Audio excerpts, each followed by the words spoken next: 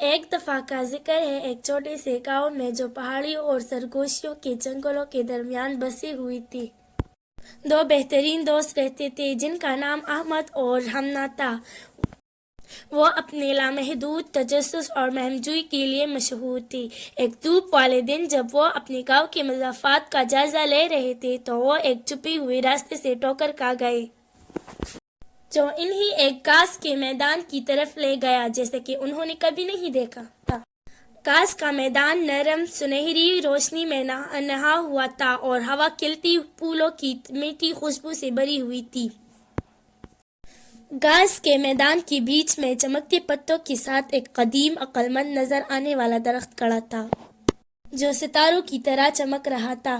جیسے ہی ہمنا اور احمد قریب آئے انہوں نے درخت کی بنیاد پر ایک چھوٹا سا دروازہ دیکھا جو دو متجسس بچوں کے لیے بالکل صحیح سائز کا۔ جیسے ہی انہوں نے دروازہ کھولا خود کو ایک جادوئی دنیا میں پا کر حیران رہ گئے۔ گھاس کا میدان ایک ہلچل مچانے والی بادشاہی میں بدل گیا جہاں جانور بات کر سکتے تھے اور رنگ برنگی تتلیاں راستہ دکھاتی تھی۔ عقل مند پرانا درخت گارڈن ٹری نکلا۔ جادوئی گھاس کا محافظ گارڈن ٹری نے وضاحت کی کہ گھاس کا میدان حیرت اور خوشی کا مقام تھا لیکن اسے ایک مسئلہ کا سامنا تھا۔ رینبو جو بادشاہی میں رنگ اور خوشی لاتی تھی اپنی چمک کھو چکی تھی۔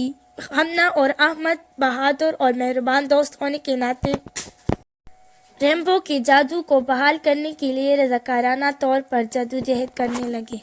ان کا ایڈونچر انہی جادوئی جنگلوں، چمکتی ندیوں کے اوپر اور پراسرار کرسٹل سے بھری غاروں میں لے گیا۔ راستے میں انہیں چمکدار گلہری مخلوقات کا سامنا کرنا پڑا۔ ہر ایک نے مشورہ کا ایک ٹکڑا یا جادوئی تحفہ شیئر کیا جس نے انہیں اپنے مقصد کے قریب لایا۔ جیسے ہی ہمنا اور احمد جادوئی گھاس کا میدان کے دل کے قریب پہنچے انہوں نے دریافت کیا کہ رینبو کی چمک ایک شرارتی سایہ دار مخلوق نے چرا لی ہے۔ ٹیم ورک، ہوشیار سوچ اور بہادری کے ساتھ انہوں نے سائے کو پیچھے چھوڑ دیا اور اندر دخش کے جادو کو بحال کیا۔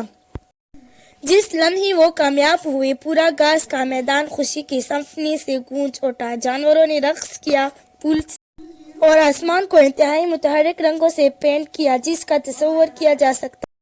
گارڈن ٹری نے احمد اور ہمنا کی ہمت اور مہربانی کے لیے ان کا شکریہ ادا کیا اور تعریفی نشان کے طور پر ان میں سے ہر ایک کو ان کی غیر معمولی مہم جوئی کو یاد رکھنے کے لیے ایک جادوئی دلکش تحفہ دیا۔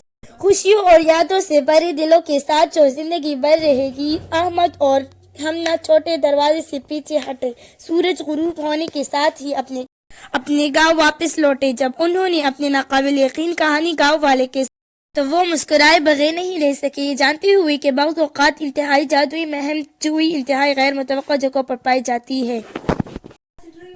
اور اس طرح جادوئی گھاس کا میدان کی مہم جوئی کی کہانی گاؤں میں ایک پیاری کہانی بن گئی جس نے بچوں کی نسلوں کو تجسس، مہربانی اور دوستی کے جادو کو اپنانے کی ترغیب دی۔